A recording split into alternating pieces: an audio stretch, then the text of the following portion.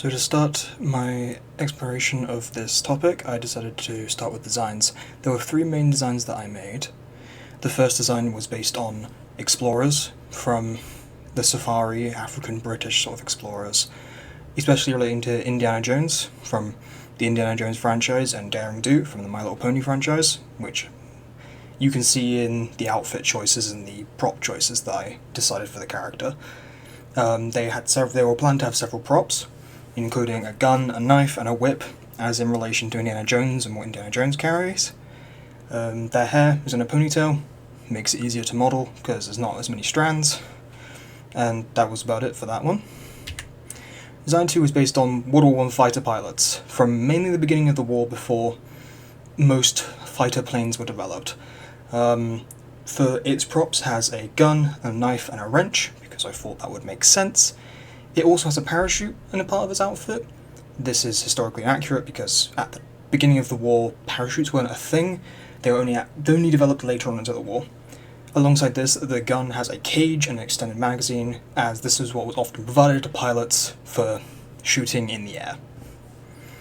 For the third design, it is based off of evacuees from World War II and some fictional components of apocalyptic horror. As can be seen here, it's based off of children from the evacuees, children who were moved from the cities into the countryside, protect them from air raids and bombings. They carry canned soup and water and a gas mask. This is half based in reality because evacuees were given gas masks, but this is also heavily based off of the game's Fallout in 60 Seconds, as can be seen in the bottom right, where canned soup and water are the main food sources during an apocalypse. I ended up choosing the World War I pilot. It seemed the most interesting to me, it was the one that I most wanted to do, and I could think of render ideas and poses for it that would make sense. So we started off originally doing facial sculpting. This was done in Maya using their sculpting tools. It was done in several different objects for different parts of the face. So the ears, the nose, the neck, the body, they were all done using different meshes, and then they were retopologized using quad draw and on a live object. Especially, we focused on keeping topology around the eyes and the mouth and the limbs to keep loops to stop them from being deformed when they were eventually rigged. The body was done a similar way, multiple different pieces, then all merged into one and retopologized using quad draw, keeping loops around arms, shoulders, hips, knees, to make sure in the event of being rigged, they would bend properly.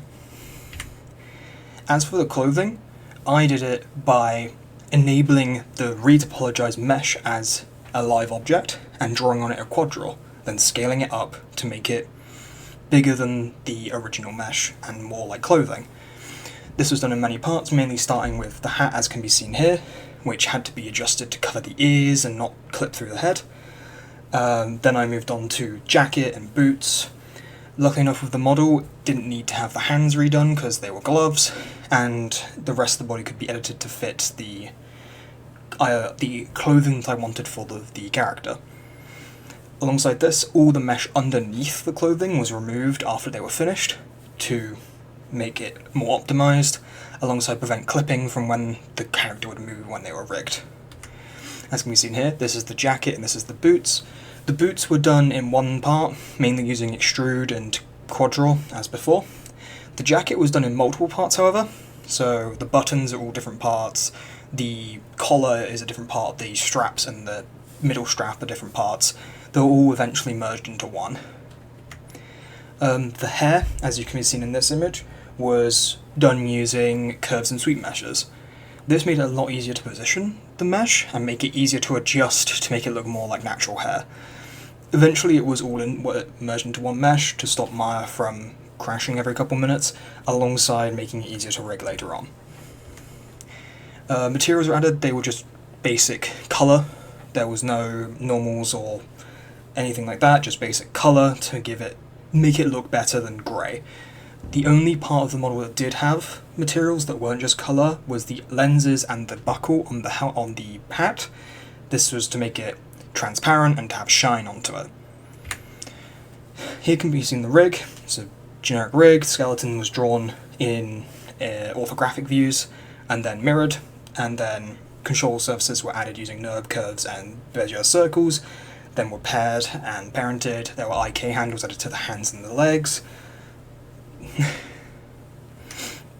Now, for the final render that I wanted to do a dogfight in the air, so I could show off the gun, I could show off the plane, and I could show off the pilot in its it would be seen in the war. The plane itself was modelled only to be viewed from the camera, so outside the view of the render there is nothing. From the other side it's not finished, there's nothing inside the cockpit, and as can be seen in the bottom image, the pilot doesn't even fit in the plane, the legs actually stick out.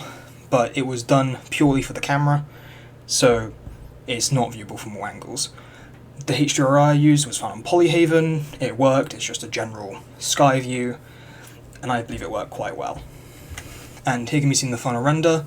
You've got the gun, you've got transparency in the glass, some shine onto things. I believe the render worked quite well. I couldn't manage to get the glass to be more transparent, it was always quite dark. You can see the face through it luckily, but if I were to do this again, I would like to probably not have it be as dark. And I think that really made the image look quite weird, but I couldn't find another way to do it.